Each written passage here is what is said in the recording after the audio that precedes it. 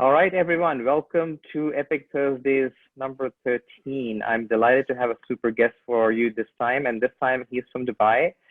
We don't have, as you know, many guests from Dubai, so obviously this has to be special, otherwise he would not have made the grade. So I'm very excited to have Eloy Rodriguez with us. He's a performance nutritionist, a strength and conditioning coach based in the UAE, and his specialization, and we'll talk about this in the next 20 minutes, revolves around fixing the fundamentals. As you know, most people focus on the complexities, things you want to get down to the basics, and we'll talk about those when it comes to hydration, nutrition, and movement. He has worked with professional footballers in Netherlands, Australia, and the UAE, with pro MMA champions, weightlifting, Olympic, as well as Paralympic teams. And his focus, as he tells us, has been to restore the body to optimal performance through nutrition and regular exercise. And fun fact, ex-military man, jiu-jitsu in his previous life, or at least pre-lockdown, as I understand. But delighted to have you with us, Eloy, and welcome to the show. Thank you. My pleasure. And thank you for having me on your show. So as you know, Epiq Thursdays is all about getting us to talk in 20 minutes, very punchy, very specific on what can be done to help people live another level of performance in their life. Entrepreneur, high-performing executive, student, housewife, etc. What can they do in that small amount of time, whether it's sleep, nutrition, movement, etc., that helps them get to that next level? So I'll start with what you were saying before the show, which is your three basics. If these guys have not sorted this out, don't waste my time, because it's not going to help you kind of get anything there. So help us understand what those three basics are when it comes to getting you in the right frame. Absolutely. For me, I'm always about fundamentals. I've done the whole circle, from looking at functional medicine to naturopathy, right down to just looking at complex pathways with specific supplementation. And I've just realized you end up chasing your tail. And I always like to tell stories as much as possible. So I had a client contact me and she said, listen, I've got my 12-year-old daughter. I've been to doctors in America. I've been to doctors in Europe, doctors in UAE. I spent over 100,000 dirhams so far on her digestive issues. She's constipated. She'll go to the toilet once every 2 weeks. She cries and da-da-da-da-da. I said, well, talk to me about her. I said, before you book anything, just tell me about her day. And I then said to her, how much water does she drink? You haven't once mentioned water. She goes, she doesn't like to drink water. And I said, please just have her drink 1 to 2 liters of water a day. Just every meal, force her to drink a glass of water. Call me in a week, and if she still has this problem, let's go deeper. And she calls me a week later and it's like, problem gone, thank you very much. But I think one of the big things that you see cliches about how the body is 70% water, but one thing people really don't realize is the body really is 70% water, which means we do need water to survive. Now, where data gets confused is the information about 1.5 to 2 liters of water, which most people believe is standard, especially here in the Middle East, is data from UK, America, where the climate is extremely different to here. Yes, granted, we're in the AC where we're not exposed to the 40, 50 degree heat, but the air in the AC is extremely dry. It really is. I like stories. So I've been trying for the past 2 years to grow a habanero chili plant unsuccessfully in the UAE. But just before summer, I'd grown a big one. I'm like, yes, it's gonna do it. And then come summer, I bring it inside and it died. And I'm like, oh, you went from the heat to what happened? And the leaves got all crispy, and I then did some research, and it was because the air was too dry. I'm like, oh, come on, I can't win. I'll have to reset again next year. But because of the climate we're in, where we are indoors in the AC more, that even if we're not in the heat, we do need to drink a lot more, because the air we have indoors is very dry because of AC. So a lot of people just don't drink enough water. That because of the rush lifestyle most people will live, from going from A to B to C, where they're continually thinking about the next task, we continue to forget to drink. So for a lot of people, just drinking water will tend to fix a lot of energy issues or digestive issues initially. Yeah, I could not agree more. I mean, I worked with a with the nutrition coach a couple of years back, and one thing she kind of said, to the amount of energy you burn, just multiply that by 2, and kind of that's kind of liquid you'll take in, and it kind of, I was drinking, to your point, the 1.5, 2 liters, and since then I kind of almost doubled it, if not made it like more than that. And now when I'm having 8 to 10 glasses a day, obviously it's more trips to the bathroom, but it does mean that I had IBS before. That's sorted now, for example. I feel the energy, as you said, etc. And yeah, it makes a huge difference for sure. So I can testify as well from a perspective of my own experience. It really is like. So I mean, hydration is one. So once someone's got their water business in order, what happens next? So then normally I'll then say to people is, do we walk? I'm like, most people do not. Well, it depends. I found that there are 2 extremities so far within the Middle East. People that either walk a lot or they really don't walk a lot. Now, one thing people forget about the body is the digestive system it's not an automated machine. It's not like a motor that has something that makes things move. It's a set of pipes, like you're making cakes, icing cake. It's a pipe. Now, what happens when you walk? Well, first, actually, this is then when people then don't walk correctly. So because of sitting down, and if you're a female having this non-offensive or aggressive stance, and naturally having this dominance, and now modern male society has males goes, no, don't be threatening, don't be an alpha male. So most people will have this subconscious forward posture. Now, the way the human body is designed to walk, we should be walking like this. Now, I like to give the analogy of John Wayne, put your best John Wayne impression on. But if you think about your rib cage and hips as 2 points, and then in here, you've got your digestive system. When you walk correctly, it does this, and then a little bit of this. So when you're doing this with this, what you're creating is a churning. And as you're churning the digestive system, what then happens is your gastric fluids mix, food gets moved through your intestines, and you start to get a natural movement pattern. Now, within the athletic or the sports performance coaching world, it's a trick we use with, especially with triathletes and endurance runners, pre-race when you're carb loading and you need to get them to eat a lot of food prior to the race and get them moving. And going for a half an hour walk after a meal improves the gastric rate of digestion by 50 to 70%. So a lot of people that I found are constipated, they either number one, walk like a penguin, like this, or they barely do 2,000 steps a day. So the next thing I say to people is, listen, go for a walk first. There's no point talking about training programs, periodization, which type of squat is best, or any like this.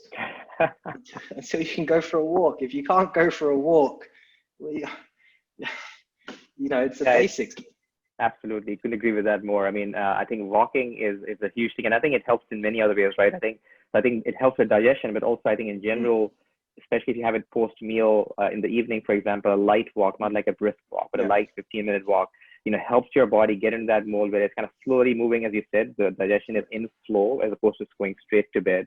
But also in a cardiac perspective, right? Helping kind of build your cardio kind of mechanisms there. So I think, I think we can have many excuses for the weather not being kind during the summer, but you can walk in your spot, you can march in your spot if you have to in the worst case, right? At least get the body to move, do something to kind of make this happen. Correct. My personal things, when I brush my teeth, I just walk around. I'll walk from the bathroom to the window, back to the bathroom, back to the window, because I've just eaten breakfast, and normally it's breakfast, brush teeth, start work.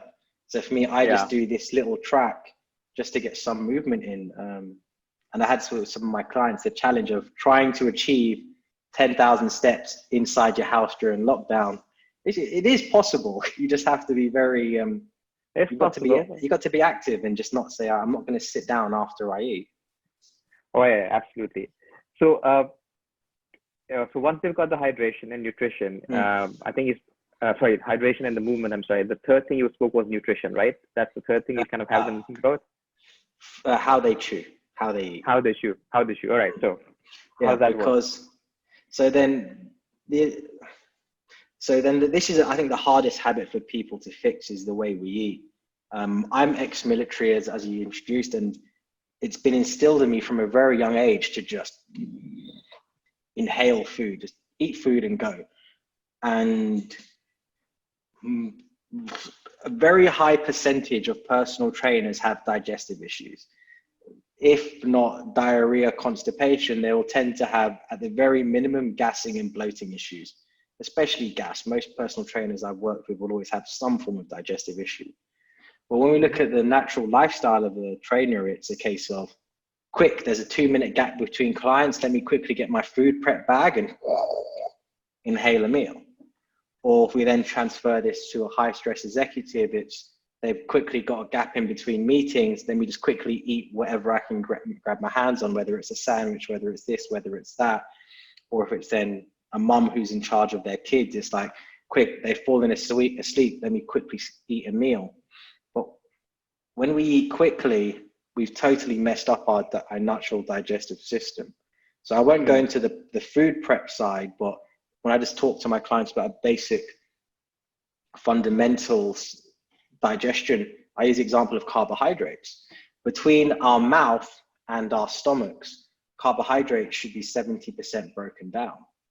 Now, one thing so many people struggle with is, oh, I can't eat pasta, I can't eat gluten because it bloats me and it messes my stomach up. And it's like, gluten, pasta, these foods should be basically fully broken down by the time they get into your stomach, which happens through chewing. Now, if you're not chewing your food and the saliva isn't mixing with those ingredients, guess what? You're having solid lumps of pasta or potato or rice entering your stomach, where they don't get broken down in the stomach. They then go through to the duodenum, where they start to ferment. And then voila, you've now got candida issues, you've got bloating issues, you've got this, you've got that. And it just stems down to not eating or not chewing properly. So I say it's like, not chewing at all. Like, I'm definitely a sucker for this, especially with pasta. But my wife, she's a very slow eater. So whenever we eat pasta, I'm like, how are you so slow with pasta? And she goes, Eloy, I hate eating pasta. This is my least favorite meal to eat because it's so tiring to chew. So the latest thing that me and my wife do is she doesn't time my chews, but I would try and chew food for 30 seconds before I swallow. And I'm there. When you're trying to chew spaghetti for 30 seconds, you're like, this is kind of ridiculous. But it really is. But it does make a world of difference to what we can eat. And then what I actually personally realized is when you chew food correctly, you actually start to taste food, which is... Well, you say you brought something up, which I was thinking of when you were saying that, which is that, this whole idea of mindful eating as well, right? Because we kind of sometimes don't take in the textures, for example, the aroma, for example. So we're kind of eating. So even if we're eating or chewing properly, you're not giving it the due attention. So imagine and it's funny kind of, you think about this, that there's actually an industry that's building up. You do a mindfulness course. So not just mindful breathing, but mindful eating, for example, right? You kind of take, as you said, it could be the pasta, it could be some fruit. It's like you're going to eat in silence, and you're not going to actually just chew this fast, do it very slowly, reflect where it came from, etc. So kind of, you do all of that, and kind of makes it a far more, I would say, to your own personal self, you feel different about what you're eating, because you're kind of now reflecting on what it's gone through in terms of the whole process, but also, I guess, from the taste perspective, it actually does feel very different. Correct. Because you're not now rushing to kind of just put it in your mouth or get to the next thing, right? Correct. And I had to share this. It's one I now share with clients. I heard it from a very wise man, and him and his wife were like, I was in the middle. I was a guest at theirs, and I was like, I'm tapping out. I'm just going to sit back and not get involved in this. But what effect he came was, he goes, the way I eat is the minute I stop enjoying the food or I stop enjoying the taste is when I stop eating. I was like, elaborate. I really like this. I like where you're going with this. And he goes, so if I'm eating dates, I will enjoy one date, maybe 2 dates. But after this second date or third date, I'm no longer enjoying the taste. I'm enjoying eating. And he goes, that for me is my trigger for when I know I should stop eating, because I'm no longer enjoying the taste for its uniqueness. I'm just enjoying eating for the sake of eating, which is turning into gluttony. And I was like, oh, that's very good. I really like that. But it's very true that for most of the time I was actually doing a consultation, and it was with a child who was having eating issues, and he used to just throw up And Mum's like, I don't know what's going on. So I said, well, I was talking with him. He was a 9-year-old boy. And I said to him, he goes, I get full, but then I keep on eating. And I said to him, have you ever thought about why it is you keep on eating? And he said, I don't know why I keep on eating. I said, maybe something to think about. And we kept on talking. And then we then come back to the food portion again. And I said, so let's talk theoretical. You get a meal, you cut it in half. He goes, yes.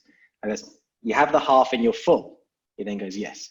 And he goes, what do you do with the other half? And he goes, I finish it. And I said, what?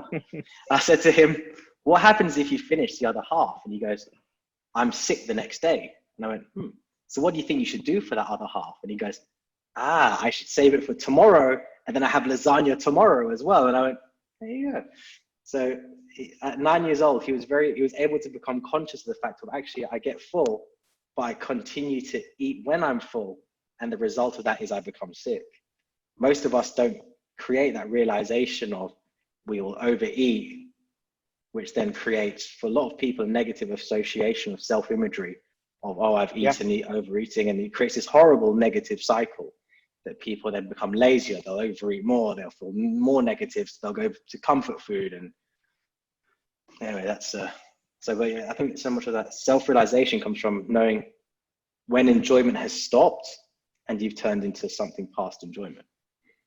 Yeah, I mean, it goes from enjoyment to just becoming a ritual which you're obliged to fulfill because you're sitting on the table and you have a reason to kind of continue, whether it's being obliged or because there's longer 7-course meal and you're tapped out by 3, but you kind of just going through the motions for the other 4. Yeah. So it's funny, 20 minutes like fly past as we see in this time. So let me ask you some closing questions. So if keeping in mind what you've seen and what the world has seen in the last several months with COVID, what has been most useful for you personally, as well as what you've kind of discussed with your clients in terms of how it's helped them stay in a mode of optimal performance beyond these basics? So perhaps you could share some perspectives there. So the first and foremost thing, which again, it does link into the basics, but it's really become such an apparent one, is creating a break between meal and dessert.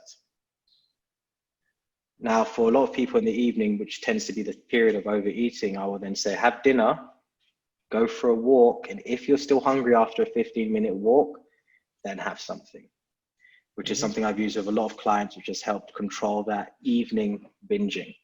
But probably the most useful tool I've been using a lot, especially this year, I would say, is prior to people having cheat meals, I tell them to have 20 grams of dark chocolate. It seems you're having, again, some technical difficulties, everyone. So look, I realize let's kind of, we'll put some comments about what Eloy was trying to say in terms of ideas. We'll share that offline later. But again, thank you, everyone for joining us today, and look forward to seeing you on the next show next week. And take care. Have a good weekend.